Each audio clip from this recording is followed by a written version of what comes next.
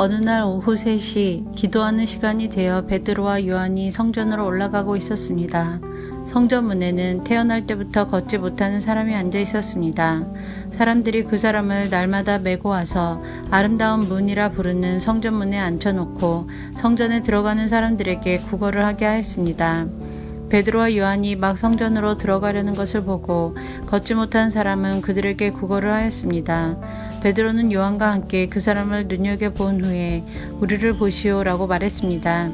그 걷지 못하는 사람은 무언가 얻을 것을 기대하면서 두 사람을 쳐다보았습니다. 그러나 베드로는 이런 말을 하였습니다. 은과 금은 내게 없으나 내게 있는 것을 당신에게 주겠소. 나사렛 예수 그리스도의 이름으로 일어나 걸으시오. 이 말을 하면서 베드로는 그 사람의 오른손을 잡아 일으켜 세웠습니다. 그러자 그 사람의 다리와 발목에 힘이 생겼습니다. 그 걷지 못하던 사람이 벌떡 일어나 걷기 시작하였습니다. 그는 두 사람과 함께 성전으로 들어가 걷기도 하고 껑충껑충 뛰기도 하면서 하나님을 찬양하였습니다. 모든 사람이 걷지 못하던 사람이 걸어다니는 것과 하나님을 찬양하는 것을 보았습니다. 사람들은 그가 전부터 성전의 아름다운 문에 앉아 구걸하던 바로 그 사람이라는 것을 알고서 눈앞에서 벌어진 이 일로 인해 크게 놀라며 이상하게 생각했습니다. 그 사람은 베드로와 요한을 꼭 붙들고는 놓아주질 않았습니다. 사람들이 모두 놀라 베드로와 요한을 보러 솔로몬 행각이라 부르는 곳으로 몰려들었습니다. 베드로가 이 사람들을 보고 말했습니다. 이스라엘 백성 여러분, 왜 이 일로 놀라십니까?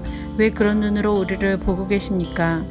우리의 능력이나 우리의 경건함 때문에 이 사람이 걸을 수 있게 되었다고 생각하십니까?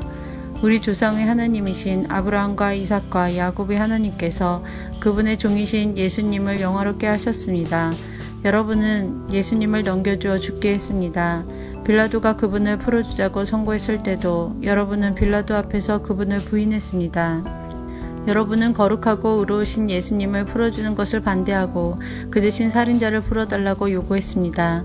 마침내 여러분은 생명의 주님을 죽였습니다. 하지만 하나님께서는 그분을 죽은 자들 가운데서 살리셨습니다.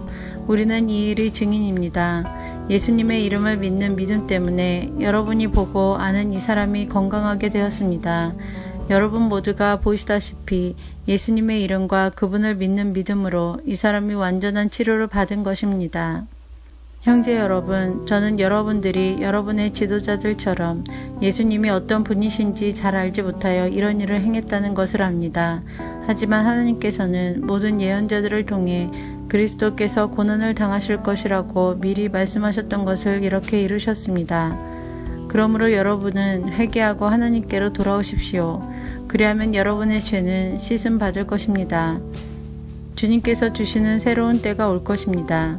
또 주님께서 여러분을 위해 미리 정하신 그리스도 예수를 보내주실 것입니다. 예수님은 하나님께서 오래전부터 그의 거룩한 예언자들을 통해 약속하신 대로 모든 것을 원래의 모습대로 회복시킬 때까지 하늘에 머물러 계셔야만 합니다. 모세가 전에 이런 말을 하였습니다. 너희 주 하나님께서 너희 형제들 중에서 나와 같은 예언자 한 사람을 세우실 것이다. 너희는 무엇이든 그분이 하시는 말씀에 귀를 기울여야 한다. 누구든지 그분의 말을 듣지 않는 사람은 하나님의 백성 가운데서 끊어질 것이다. 사무엘을 비롯해서 그의 뒤를 이어 하나님의 말씀을 전한 모든 예언자들이 이 시대에 대해 예언하였습니다. 여러분은 예언자들의 후손들이며 하나님께서 여러분의 조상과 맺으신 언약의 후손들입니다. 하나님께서는 아브라함에게 이런 말씀을 하셨습니다. 내 자손으로 말미암아 땅에 있는 모든 민족이 복을 받을 것이다.